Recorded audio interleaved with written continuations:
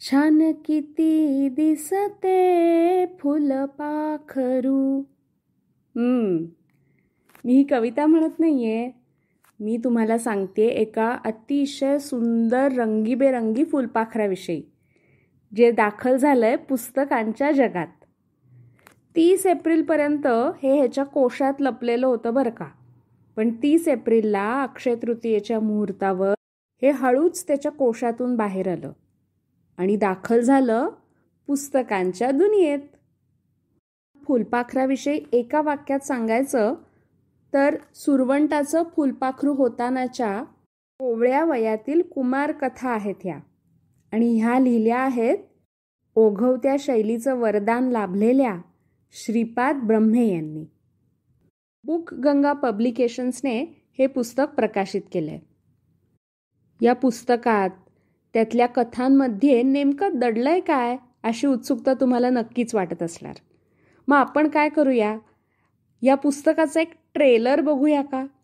हो, मी मुद्दाम ट्रेलर हा शब्द वापरला, कारण हल्ली कुठलाही सिनेमा रिलीज व्हायच्या आधी टीजर, ट्रेलर असं तुम्ही बघतच असता की नाही, आणि मग ते बघितल्यावर ठरवता की हा सिनेमा बघायचा की नाही. आता ह्या पुस्तकाचं हे ट्रेलर ऐकल्यावर मला खात्री आहे की तुम्हाला नक्की हे पुस्तक घ्यावंसं वाटणार आहे. ऐकूया तर. या कथेचं शीर्षक म्हणजे आजच्या युगातला एक अगदी लाडका शब्द आहे. कुठला बरं? सगळेजण कुठेही जमले की पहिल्यांदा काय गलका केला जातो? होय, तोच सेल्फी. सेल्फी. या कथेचं शीर्षक आहे सेल्फी, सेल्फिश, सेल्फी. आणि ही कथा अतिशय वेगळ्या प्रकारे आजच्या जगातल्या एका समस्येविषयी सुद्धा बोलते बरं का. तर ऐकूया कथेचा काही भाग. एक होतं जंगल. जंगलात नव्हतं काहीच मंगल.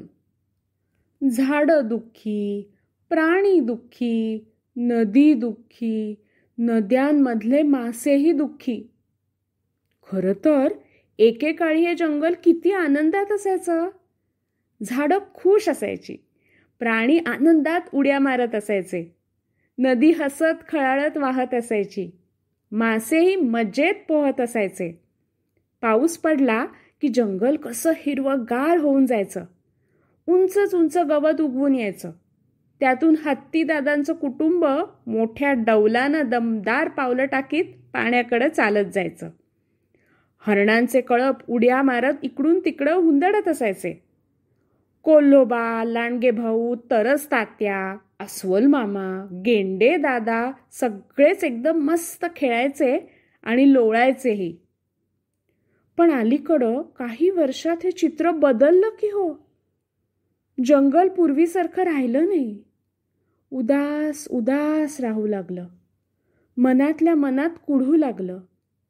सगळेच झाले दुःखी, सगळेच झाले कष्टी. का विचारा?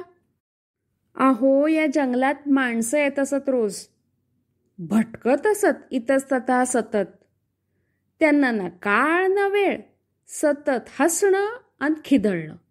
सोबत त्यांची ती रंगीत चौकोनी डबी, तो फोन हो, स्मार्टफोन म्हणे. प्रत्येकाच्या हातात फोन आणि प्रत्येकाचा वेगळाच टोन. सतत माणसं आपली सेल्फी काढतायत. धबधबा म्हणू नका, पाय वाटा म्हणू नका, दगड म्हणू नका की धोंडा म्हणू नका, प्रत्येकावर यांच्या नावाचा शिक्का उमटलाच पाहिजे. प्रत्येक ठिकाणावर यांची सेल्फी निघालीच पाहिजे.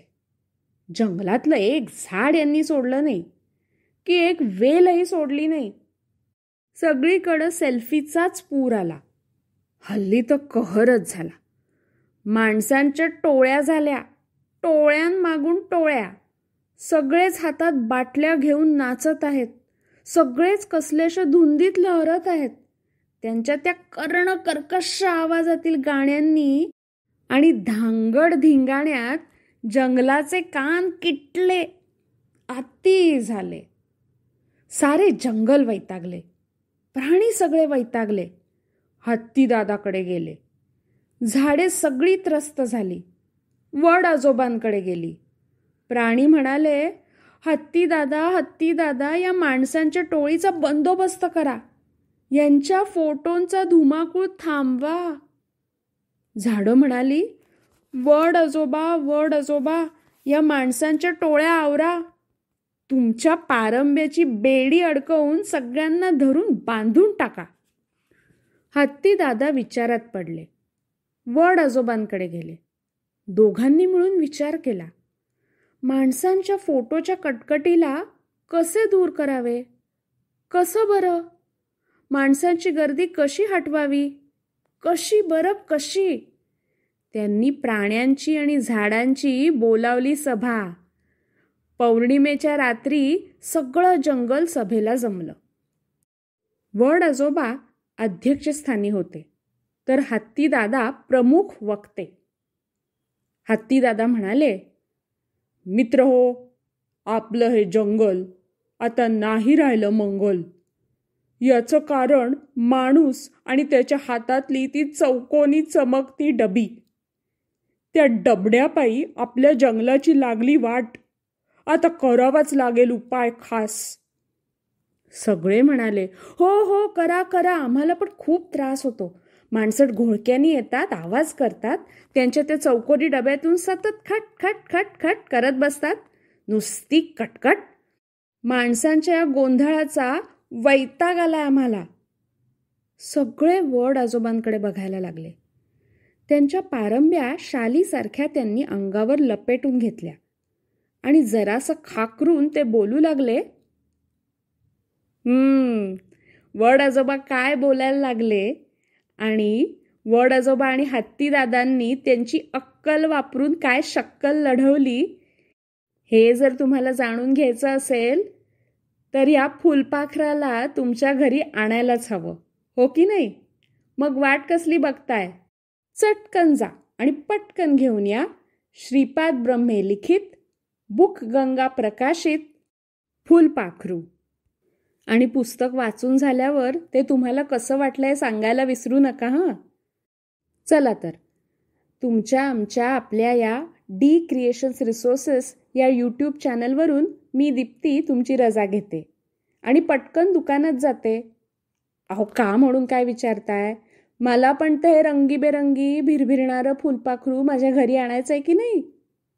चला, अच्छा.